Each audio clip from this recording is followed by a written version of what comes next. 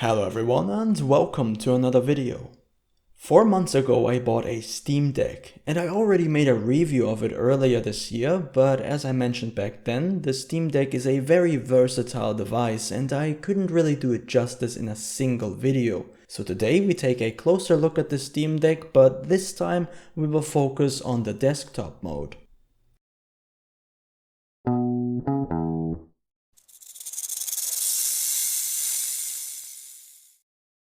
The first thing on the to-do list is getting a dock. Valve has their own one available on Steam, just like the deck itself, but there are also several third-party options out there. In my case it worked out really well, but if you are worried about compatibility issues, you can always stick with the original. Theoretically, you can just use a USB-C hub, but this way you can't charge the system simultaneously, so a dock is the way to go. You can simply hook the dock up to your power outlet and use a HDMI cable to connect it to your monitor. Then all that's left to do is connect the Steam Deck and all of your peripherals, and the hardware setup is done. I highly recommend you get an additional USB hub as well to use even more peripherals like an external hard drive, a microphone, a controller, just to give you a few examples. In my personal experience, the Steam Deck was able to identify every single device I tried to use with it. Bluetooth is of course also available. The compatibility straight out of the box is just amazing. Now for this setup you want to use the desktop mode. You can access it by simply pressing the Steam button, then going to Power and clicking on Switch to Desktop.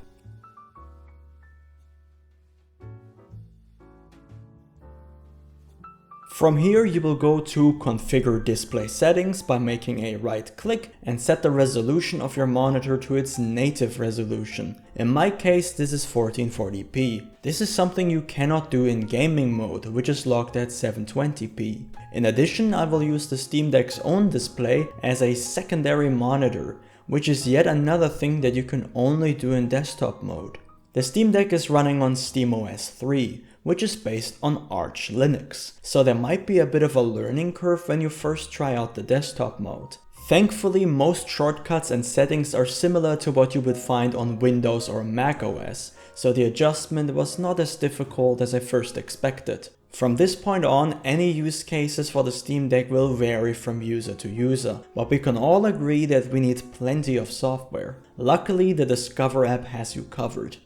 Here you can find a large selection of free programs that are a one-click install. You do not need an extensive Linux knowledge for this. One of the first applications to download is an Office suite, the most popular being LibreOffice. It features a text editor, a spreadsheet editor, a presentation tool, and more. The programs are not any more complicated than the Microsoft Office suite and have many of the same features. Now if you want to write or take a look at code, you have many of the same options that you would find on other PCs as well. Here I can recommend Visual Studio Code or Sublime Text if you want something more simplistic. The Steam Deck comes pre-installed with Firefox, which is what I typically use. But if you prefer a different web browser, there's a large selection featuring Chrome, Edge, and several others.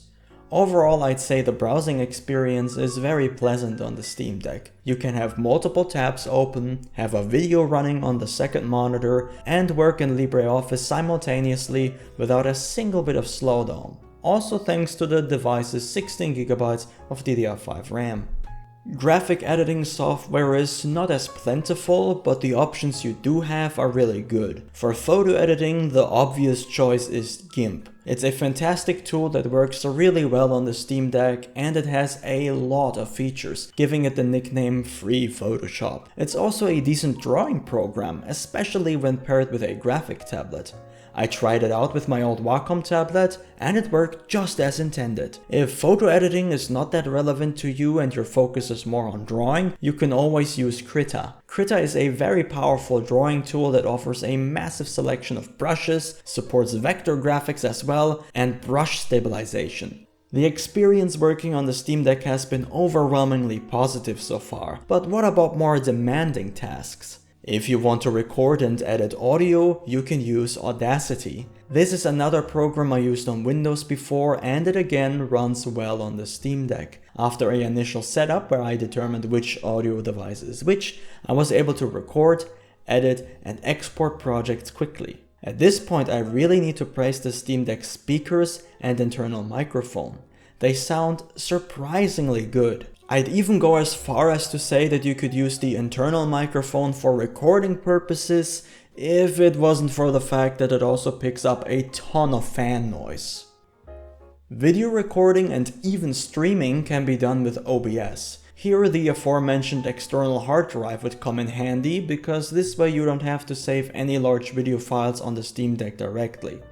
Video editing is also possible on the Steam Deck. The most popular choice on the Discover app is Kdenlive, but I personally use Shotcut. Video editing as a whole is a very demanding task for computers, yet alone handhelds, and the Steam Deck is noticeably struggling here, but not to a point where it is unusable. In fact, this very video was made entirely on the Steam Deck, from the first draft of the script to the final export in Shotcut.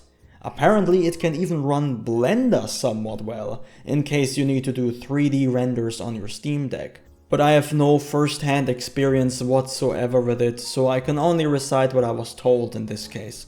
It goes without saying that you can also play games in desktop mode, but it lacks many crucial features that you would get in the gaming mode, for example FSR upscaling and the easily adjustable refresh rate.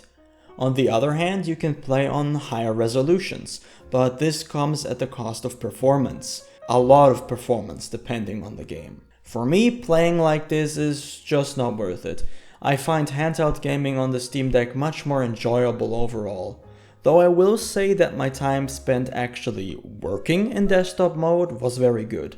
Browsing the internet, streaming videos, and even recording and editing was an experience I'm glad I had, and it opened my eyes to the possibility of Linux-based systems. Despite this, I would not recommend you buy a Steam Deck for work purposes. But it has to be said that many tasks can be done on a Steam Deck without much compromise. My only real concern regarding this is software compatibility. Unless you're willing to tinker with the system settings and install new software yourself using the console, you will be stuck with whatever is available on the Discover app, and that can be very limiting for some. In summary, I'd say that the Steam Deck performs quite well in desktop mode. While in my eyes it's not a replacement for a PC running Windows or macOS, it can be a very appealing complementary device. Depending on what sort of tasks you want to do on the Steam Deck, the desktop mode might be your preferred method. Or you ignore it entirely and use it exclusively as a handheld gaming device. The amazing thing about the Steam Deck is that in the end, it's all up to you. It's a little toolbox of opportunities and easily the most versatile piece of gaming hardware I have ever seen. But for now, that's it on my part. Feel free to check out the previous video on the Steam Deck as well. Leave a comment below if you have any questions or simply want to share your opinion.